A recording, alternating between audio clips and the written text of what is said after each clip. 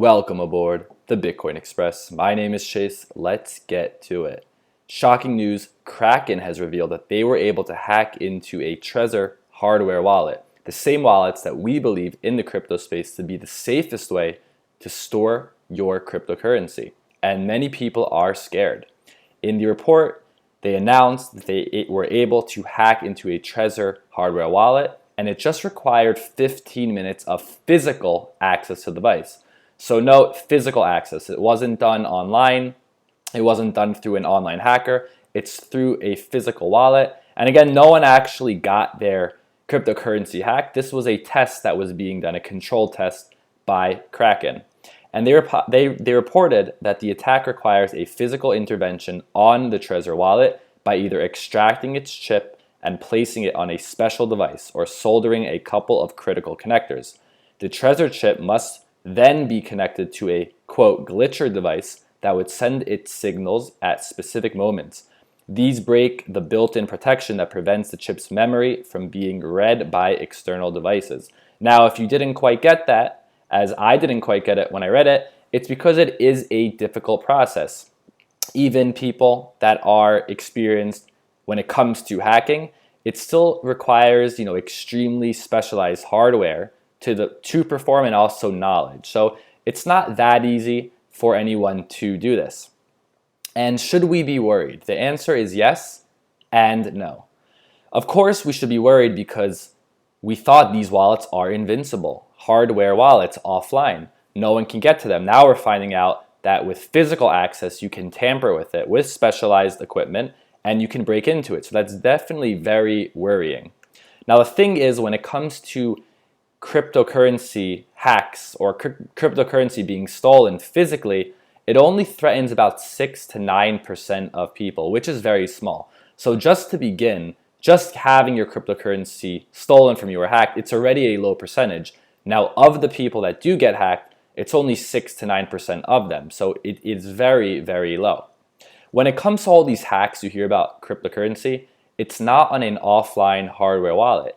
It's typically online. When you hear about these cryptocurrency exchanges getting hacked for $40 million, $50 million, remember it's a third party holding it for you.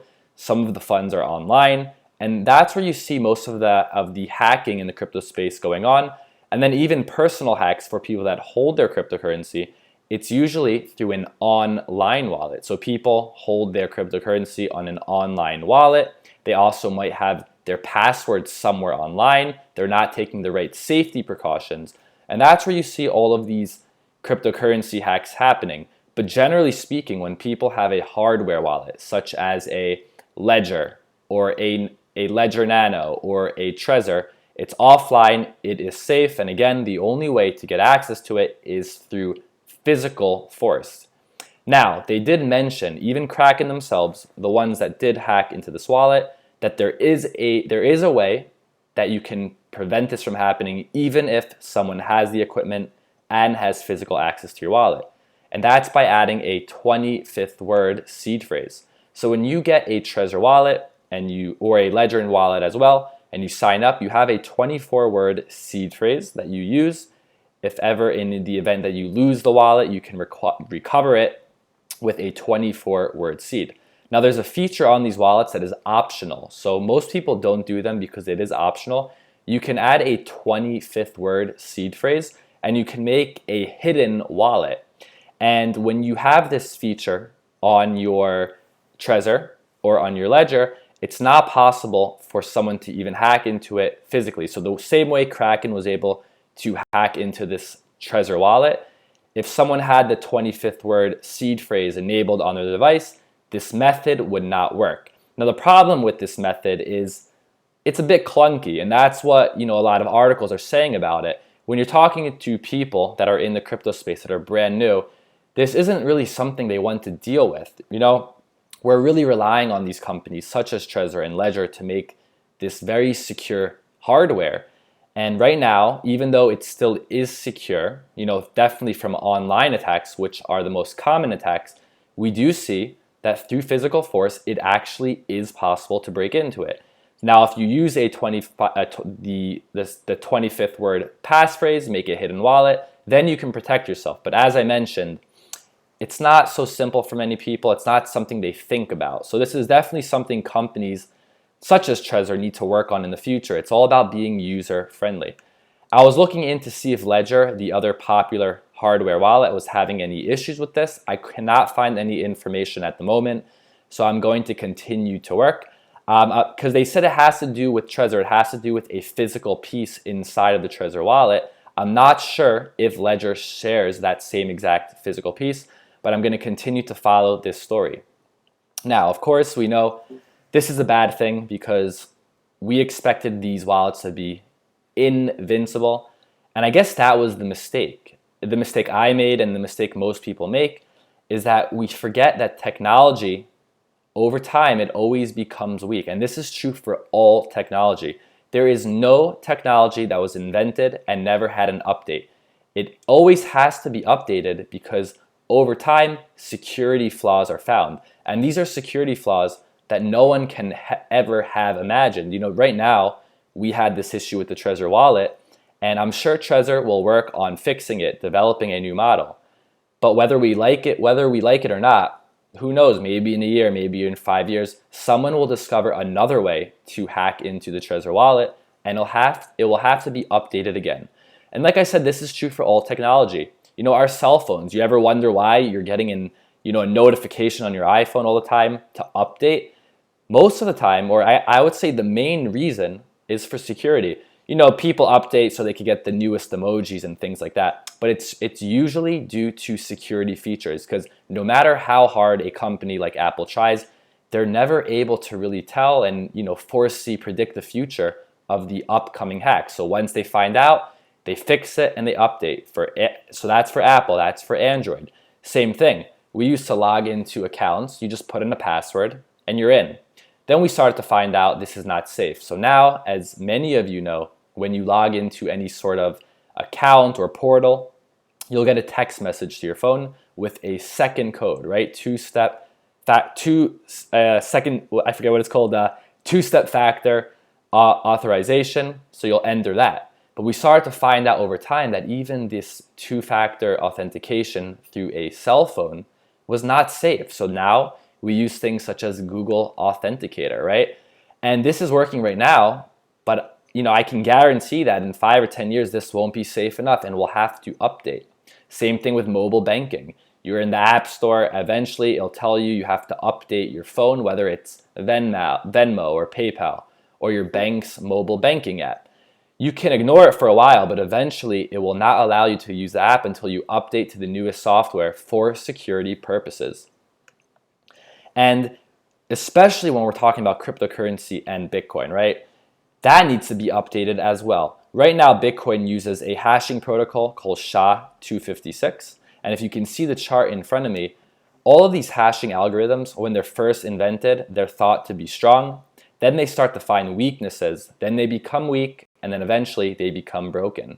So we had these hashing algorithms created in 1993, 1992, 95, 96, and at the time they were strong.